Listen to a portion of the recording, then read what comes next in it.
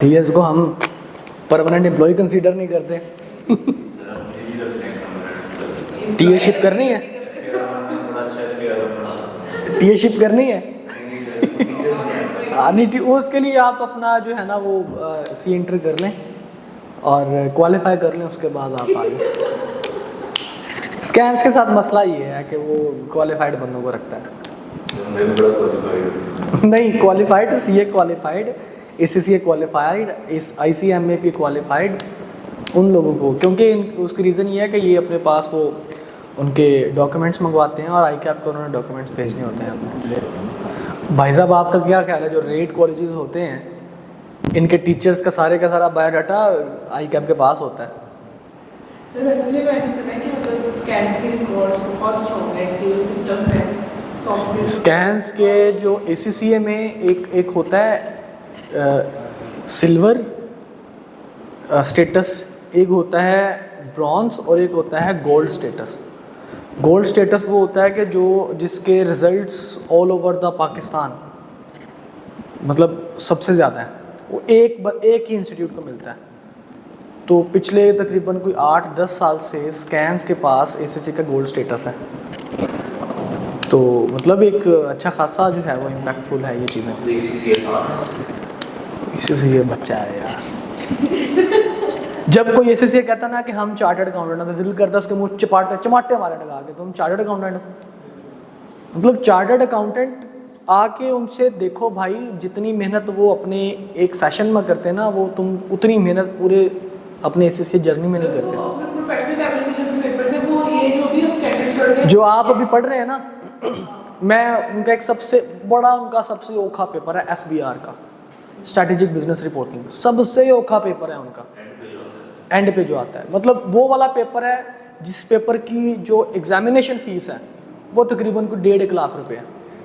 हाँ जी, 1.5 लाख रुपए। और वो पेपर इतना औखा पेपर है कि हर बंदा उसको पढ़ जाता ही नहीं है, कोई बंदा उसकी तरफ। एसीसी वाले सारे पेपर छोड़ देंगे, वो उस अकेले को फोकसली पढ़ेंगे 3-4 महीने जो उन्होंने पढ़ना है, और उसके बाद कहेंगे जी हम इसका पेपर दे रहे हैं। वो भी फिर बड़ा कहते हैं जी SBR का पेपर है, पता नहीं क्या हो गया, वो आपका रिपोर्टिंग टू है। सीरियसली आपका रिपोर्टिंग टू है। एडवांस्ड अकाउंटिंग तो छोड़ ही देना भाई। तो अगर हम एडवांस्ड अकाउंटिंग की तरफ मूव ऑन कर जाएं तो वो SBR के पल्ले क्या है, कुछ भी नहीं है। समझे बात को? एनीवेज आगे चलते हैं जी हम 37 की तरफ।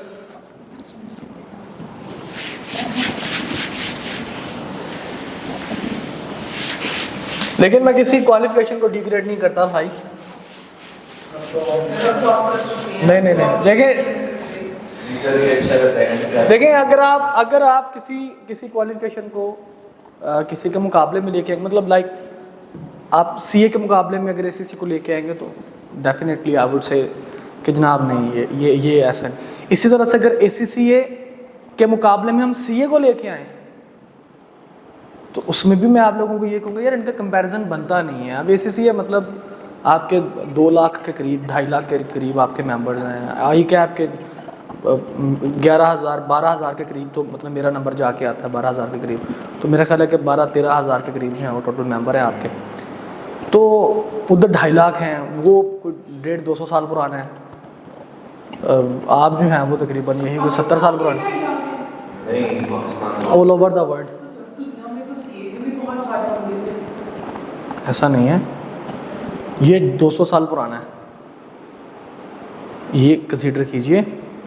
200 साल ना सही, तकरीबन 150 साल तो है। मेरा ख्याल है 1906 में ये बना था शायद, 1906 में। तो आई कैप बना 1961 में, आई कैप इसके 60 साल बाद आया। तो ये उनका अपना है। वो कहते हैं जनाब आप एसीसी करें, 2.5 साल में आप एसीसी मेंबर बने, 2-2.5 साल में। उसके बाद 36 मंथ्स की जो है वो आपकी ट्रेनिंग है, 3 साल की वो ट्रेनिंग करेंगे और किसी फर्म से करते हैं या ड्यूरिंग द स्टडी आप करते रहें, आपकी कंसिडरेबल है। आप कहीं अगर जॉब भी कर रहे हैं तो ये कहता नहीं 2 साल पहले कैफ करो, उसके बाद फिर 3.5 साल के आर्टिकल्स और फाइनल बाद में। अपना डिफरेंस है ना, ठीक है। बट इफ़ यू से के एसीसी चार्टर्ड अकाउंटेंट्स बन जाएंगे तो ना भाई, यहाँ पे कॉम्प्रोमाइज़ नहीं है। यहाँ पे मैं चाह के भी जो है वो इस चीज़ को मैं एक्सेप्ट नहीं कर सकता।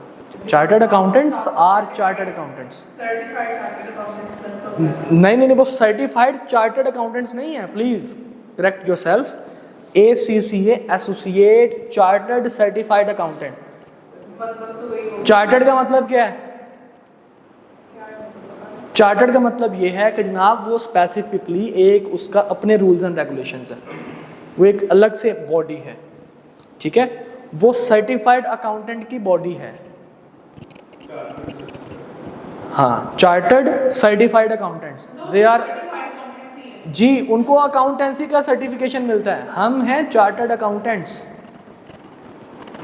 हम चार्टर्ड अकाउंटेंट्स हैं भाई, हमें तो सर्टिफिकेट मिलता है। आप पूरी दुनिया के अंदर ACCA ऑडिट रिपोर्ट को साइन नहीं कर सकता। ऑडिट रिपोर्ट को साइन कर सकता है कोई चार्टर्ड अकाउंटेंट। सर तो फिर ACCA की क्या स्पेशलिटी है? जो काम आप ऑडिट करते हैं ना, वो काम वो ACCA करते हैं। मतलब आपके असिस्टेंट होते हैं यार। अब क्या मेरे से कैमरे के सामने निकलवाना चाहते हो? हम ACCA भी ऑफर करते हैं, मेहरबानी करें, हमारा रेवेन्यू ज़्यादा ACCA की तरफ से आता है। ACCA देखिए, जगह जगह पे आपको ACCA की ब्रांडिंग नजर आएगी, बड़ा खर्चा करता है वो हमारे पे। तो आई कैमरा तो कभी हमें मुंह नहीं लगाया। तो एनीवेज IAS 37 ACCA भाई माइंड नहीं कर रहा। ये बच्चों ने जो है वो मुझे तैश दिलवाया है। हाँ जी, IAS 37 that is about provisions. देखिए बेटा, प्रोविजन क्या है? एज ए सेड लायबिलिटी है, और लायबिलिटी ज़रा कंफर्म्ड होती है तो इस वजह से हम उसको लायबिलिटी का नाम दे देते हैं, और जो कंफर्म नहीं होती, जो अनसर्टन होती है, वो हमारे लिए क्या हो जाती है? प्रोविजन हो जाती है। अच्छा जी, कहते जनाब आपने किसी भी प्रोविजन को आपने रिकॉर्ड कब करना है? किसी भी प्रोविजन को आपने रिकॉर्डिंग आपने कब करनी है? When to recognise, when to and how to recognise. ये क्वेश्चन है जी हमारा। तो कहते हैं जनाब अगर 3 कंडीशन फुलफिल होती हैं,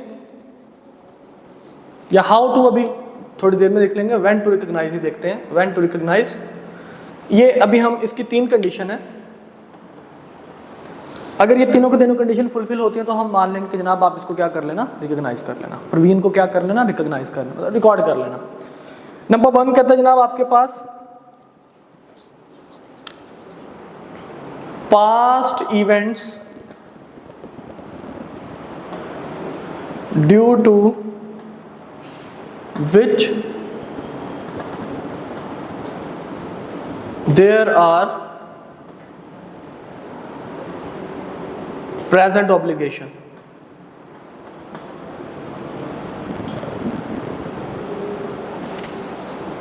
इनकी तरफ अभी हम लोग इसको डिटेल में बताते हैं। पहला ये लिख लीजिए, past events due to which there are present obligation. नंबर 2,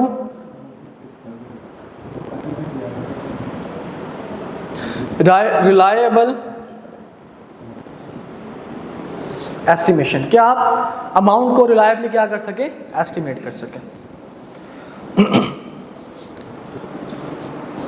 क्योंकि नॉर्मली ये लायबिलिटी है तो हम इसको कहते हैं जनाब रिलायबल एस्टिमेशन ऑफ आउटफ्लो, कि आपको कितने पैसे देने पड़ेंगे, आपके ऊपर कितनी लायबिलिटी आएगी, ठीक है। और तीसरा जनाब हम लोग कहते हैं चांसेस आर प्रोबेबल।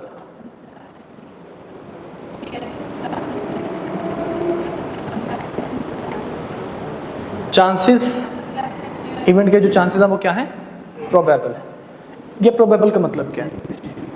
देखिए, प्रोबेबल जब आपके चांसेस 50% से लेकर 85% तक चांसेस है तो हम कहते हैं जनाब आपके पास क्या है? ये प्रोबेबल है, ठीक है। मिसाल के तौर पर छोटा सा हम लोग बना लेते हैं जनाब, एक है जी 0 to 5%, एक है जी 6 to 50%, एक है जनाब आपके पास 51 to 85%, और उसके बाद 86 to 99%, और उसके बाद है 100%। इस एरिया को हम लोग कहते हैं प्रोबेबल। 2 चीजें मैं बार बार बोलूंगा, प्रोबेबल और वर्चुअली सर्टेन। इस एरिया को कहते हैं वर्चुअली सर्टेन।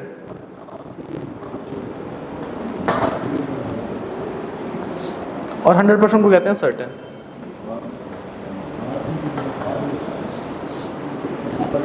ठीक है, इससे कम चांसेस हैं तो वो हम कहते हैं जनाब ये नॉट प्रोबेबल। क्लियर? तो कहता जी अगर तीनों के तीनों कंडीशन फुलफिल होंगी तभी आपने प्रोविजंस को क्या करना है, रिकॉर्ड करना है। अच्छा, पहले हम बात कर रहे थे जनाब past events due to which there are present obligation. अब ये प्रेजेंट ऑब्लिगेशन क्या चीज़ है, पहले इसको ज़रा डिस्कस करते हैं कि प्रेजेंट ऑब्लिगेशन मतलब आपके ऊपर एक ऑब्लिगेशन आ गई आज की डेट में।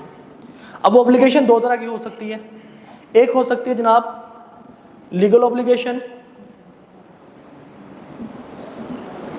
एक जनाब आपके पास हो सकती है कंस्ट्रक्टिव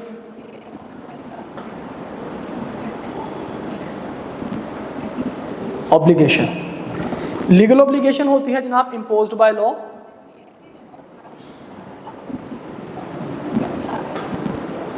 ये कानून की तरफ से जनाब आपके ऊपर इम्पोज की जाती है, और ये होती है इम्पोज्ड, सेल्फ इम्पोज्ड होती है ये कि अपने ऊपर आपने जानबूझ के अपनी हरकतों की वजह से क्या करवा ली है, ऑब्लिगेशन करवा ली है। देखिए मिसाल के तौर पर लीगल ऑब्लिगेशन क्या चीज़ है, इम्पोज्ड बाय लॉ। कानून ने कहा अचानक से, आप एक काम कर रहे थे, आप एक फैक्ट्री रन कर रहे थे एक रेजिडेंशियल एरिया के अंदर, अचानक से कानून ने कहा कि जनाब इस एरिया के अंदर फैक्ट्रीज जो हैं वो अगर काम उन्होंने करना है तो उनको टैक्स ज़्यादा देना पड़ेगा, उनको टैक्स क्या करना पड़ेगा, ज़्यादा देना पड़ेगा। अब ये ऑब्लिगेशन किसने इम्पोज की, लॉ ने इम्पोज कर दी, तो हमारे लिए लीगल ऑब्लिगेशन बन गई। ठीक है, अच्छा अब दूसरी चीज़ जनाब आपने क्या किया, अब गवर्नमेंट ने कहा हुआ था कि जनाब सारे के सारे एम्प्लॉयज़ आपने रखने हैं 37,000 रुपये पे, कम से कम जो वेज रेट है मिनिमम वेज रेट आपका 37,000 है। आपने क्या किया हुआ था, आपने एक तो चाइल्ड लेबर रखे हुए थे और ऊपर से आपने सैलरी उनकी बस 10-20 हज़ार रुपये रखी हुई थी। ये आपको पता था कि कानून कहता जी चाइल्ड लेबर नहीं होना चाहिए और सैलरी कम से कम 37,000 होनी चाहिए, आपने जनाब बच्चे रखे हुए हैं 10-20 हज़ार रुपये पे। अब ये आपने जानबूझ के अपने ऊपर क्या करवाया है, आपने इम्पोज करवाई है ऑब्लिगेशन। ठीक है, अब आपके खिलाफ केस फाइल होगा, जब केस फाइल होगा तो जनाब आपको पेनल्टी देनी पड़ेगी। अब ये क्या है, ये आपके पास एक ऐसी चीज़ है जो कि प्रेजेंट या पास्ट प्रेजेंट ऑब्लिगेशन में या लीगल ऑब्लिगेशन है या फिर कंस्ट्रक्टिव। आप कहते हैं जनाब अगर प्रेजेंट ऑब्लिगेशन जो आपके ऊपर लग रही है वो किसी पास्ट इवेंट की वजह से था, यानी कि एडजस्टिंग इवेंट था, तब आप इसको रिकॉर्ड कर लेना, और अगर वो नॉन एडजस्टिंग था तो सिर्फ आपने रिकॉर्ड नहीं करना, आपने इसको रिकॉर्डिंग करनी नहीं है प्रोविजंस की, आपने जस्ट डिस्क्लोज करना है। समझ आ गई बात की? अगर हम कहते हैं जी अगर ये तीनों के तीनों कंडीशन फुलफिल हो रही हैं तो हम कहते हैं कि इसको क्या कर लो, इसको प्रोविजन मान लो और इसको प्रोविजन मान के इसको रिकॉर्ड कर लो। अगर लेट सपोज इन तीनों में से कोई एक कंडीशन फुलफिल नहीं होती और बाकी दो हो जाती हैं, या एक हो जाती है और बाकी दो नहीं होती, मतलब कोई ना कोई कंडीशन मिसिंग है, तो हम कहते हैं जनाब कि इस तरह की लायबिलिटी जो है वो आपके पास क्या कहलाएगी, वो आपके पास कहलाएगी कंटिंजेंट लायबिलिटी।